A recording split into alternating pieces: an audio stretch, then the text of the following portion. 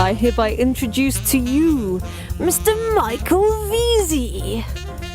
So tell us a little bit more about, the other aspects of making money off Amazon then. So you mentioned your own e-commerce store. We've talked about other sales channels owned by somebody else, which I guess has some of the same issues as Amazon, but at least you're diversifying your risk. And tell us about wholesale. How does that work? So you actually wholesale stuff to other people? Yes, so I do have some wholesaler in the US and also in Europe, but this is not through exposure from my Amazon listing. This is me actively approaching these people. That sounds like the next thing after you've sold on Amazon, then you've diversified to other channels. You're building up your own profile and your own sort of brand in the broader sense of people actually being aware of you, which I think is the true meaning of the word brand. I mean, people just often use it to mean logo or name of product company, and I think that's very primitive. And I think what you're trying to do is actually create a connection in people's minds. And so if people think of coffee presses, they think of Manuel's coffee presses rather than just going and looking for something on Amazon. So yeah, how do we move into the whole retail space? Because that sounds like an impossible task somehow. One thing I should mention about building a brand and what people expect when I say it took 6 months, some people maybe, wow, that's a long time. But for me, I'm in this for the long term, and building a brand does not happen tomorrow. And I know there's some gurus and some programs and courses out there who tell you make a lot of money in 4 weeks, 6 weeks, but they don't tell you about the downsides and that actually building a brand takes a long time. I mean, I've been running my own business. It's my 3rd year now, and I'm still not a brand, even though I'm on different channels and I'm selling to wholesale and retail. I don't think if you go into London and then you talk about a French press and then you talk about, oh yeah, Mandarin gear, French press, I don't think anyone knows that, or that I'm that exposed already as a brand. So it still takes a lot of time. And I think moving into retail and wholesale, it's the next step really to build a brand. Now, the way I started is, I have been in retail for 17 years when I was a product manager in Hong Kong for the retailer. So I had a lot of contacts there and I knew how to approach retailers. But for anyone who is just getting started, there's a couple ways to do it. First of all, you could approach local retailers, maybe not a chain store like Tesco or Carrefour, but maybe a store that has 20, 30 branches across the UK, and one is down the road. And you could basically say, you could get a company presentation ready. You could say, I sell 3, 4 different products on Amazon, and you prepare some material as marketing material for the potential retailer or wholesaler.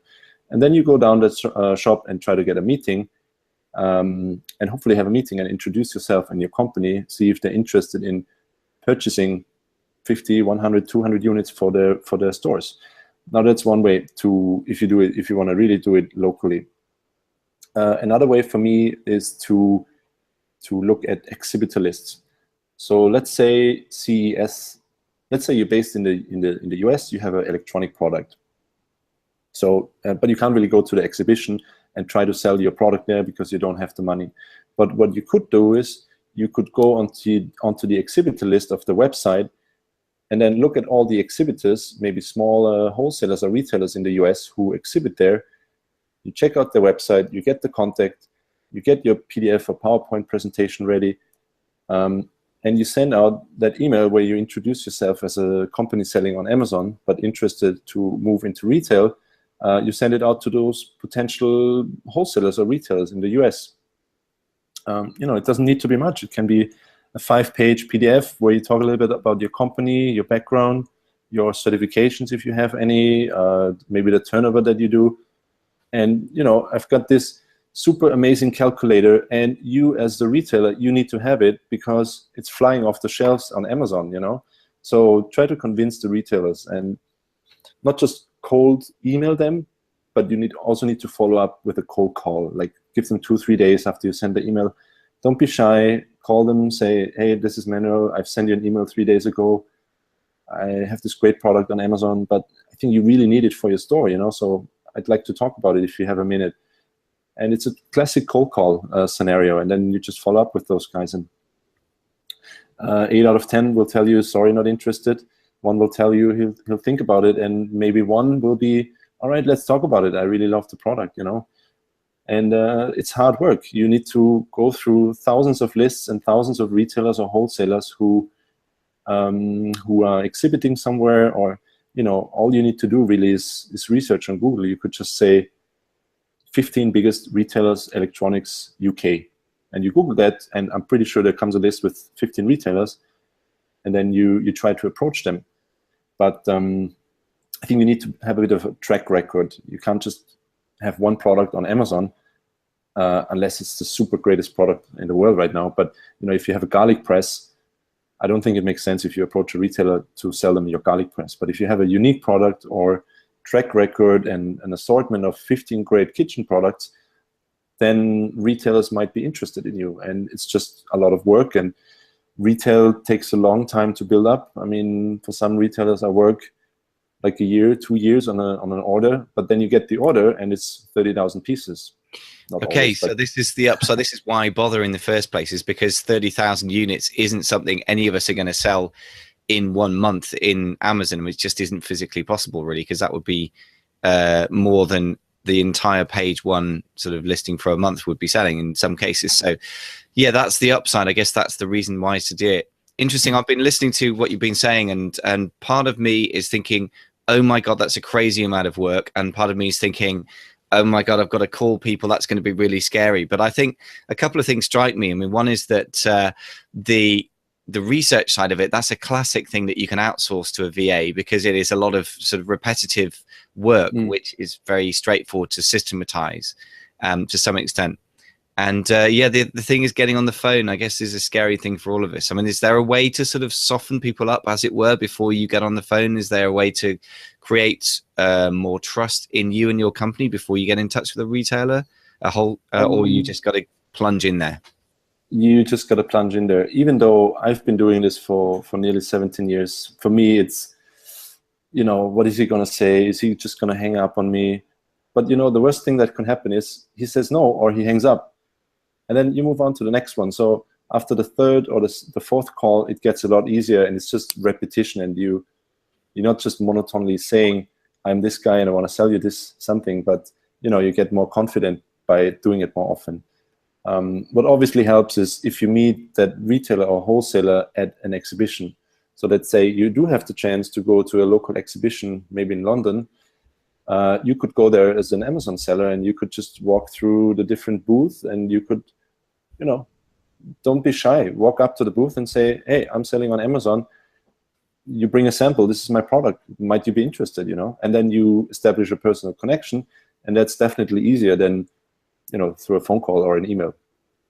But, yeah, that's a good idea. calls, Funnily enough, I was at the Spring Fair yesterday in Birmingham, which anyone who's listening is sort of early February, may still even be going on. But it's very interesting what you're saying about meeting people face to face and that connection. I mean, somebody that we met there yesterday is selling a product line that my business partner and I are thinking of private labeling, but we might start off buying a few units just to sort of test the market. And these guys are coming from the same place. I mean, it sounds like from what they said, they'd also been selling on Amazon, and they've decided to start creating their own product line and retailing it. So you can sort of begin to see the journey from just purely private label to actually creating something that other people might sell, because you've added value in the sense that you've got a proven sales history, you've created a variety of stuff, you packaged it up, you've done all the packaging, the hard work of creating a brand that's beautiful, and you've decided that, you know, 10 packs of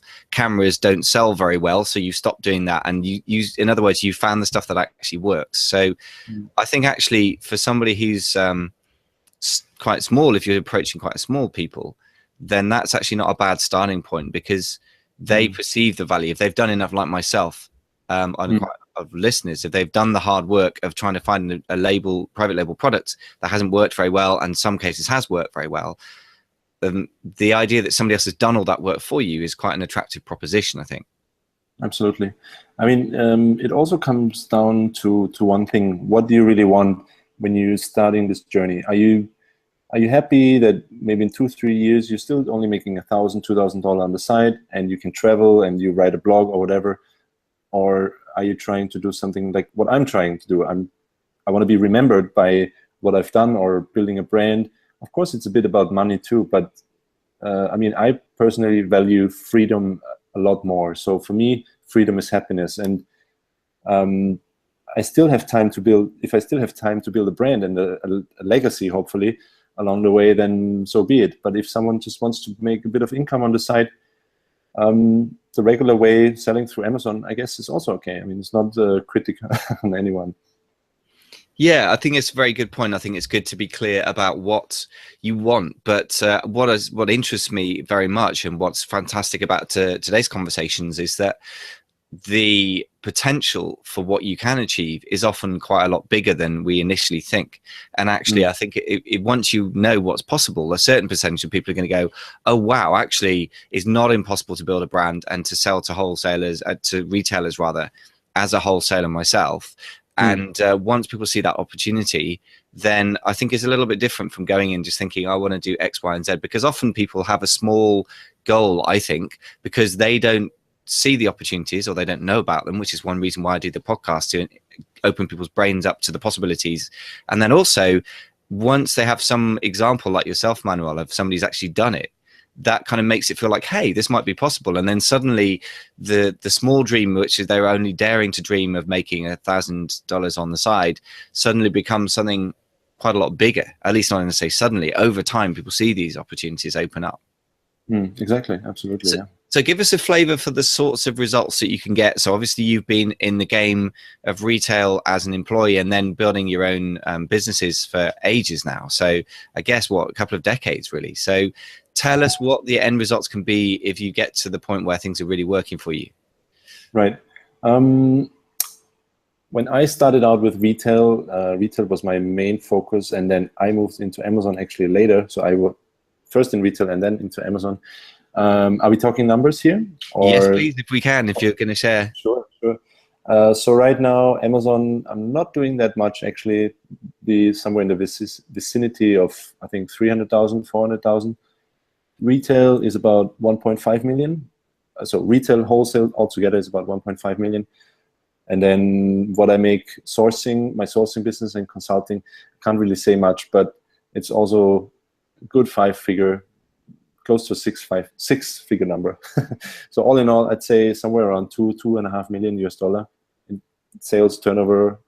Fantastic. And I like your thinking, because for a lot of people, $300,000, $400,000, I like you saying, oh, well, not doing very much money. But actually, for a lot of people, that sounds like pretty substantial numbers. So it's turnover, not profit. Turnover, not profit, but still, I mean, assuming that your profit margin is reasonable, then that's going to be healthy income. And also, so really the money you can make on selling to other retailers is pretty big compared to the money you can make on Amazon with just a few products, by the sound of it. True that, but I also know the reason why I say small, 300,000, 400,000, is because I know guys like Will Tjernlund, or I think you also know Danny McMillian. They make millions on Amazon, good for them. So that's why I say 300,000-400,000 is pretty small for a guy who's been on Amazon for over 2 years. But I try to grow slow, and yeah. But what I really like is that you're realistic about the risk that is involved on selling on Amazon, because Amazon has a history of eating its suppliers for lunch every 5 minutes. I mean, it really, really does. And also it's obsessed with low prices. Those are two things that are baked into its history, I think. So I think you're very wise to diversify that risk for even just a risk reduction, and also the opportunity that you found in selling to retailers. I think, if you can get somebody to purchase 30,000 units at a time, that's an extraordinary opportunity that it's going to be very, very hard to duplicate that elsewhere. So, Manuel, thank you so much for opening our eyes to some new possibilities. I've certainly had a very thought-provoking conversation with you, and I'm going to go away with 2 or 3, not so much immediate tactical actionable things, but some big picture things that I'm going to start pushing towards over the next few months. So I hope you've inspired me. I'm sure you've inspired a lot of listeners and viewers. So it just remains for me to say many, many thanks. And where can we find out more from you, Manuel? Where can we get more of this good stuff? First of all, thanks again for having me. I'm happy to always come back when I have more stuff to share. Glad that it was somewhat insightful for you and maybe give you a bit bigger picture for the future. If people are interested, what I'm up to right now, for example, I'm writing a blog series about building a brand. I'm actually talking on my blog what I talked to you about just now. So just head over to importdojo.com. sign up for the free ebook. You get the newsletter. I promise you don't get spam.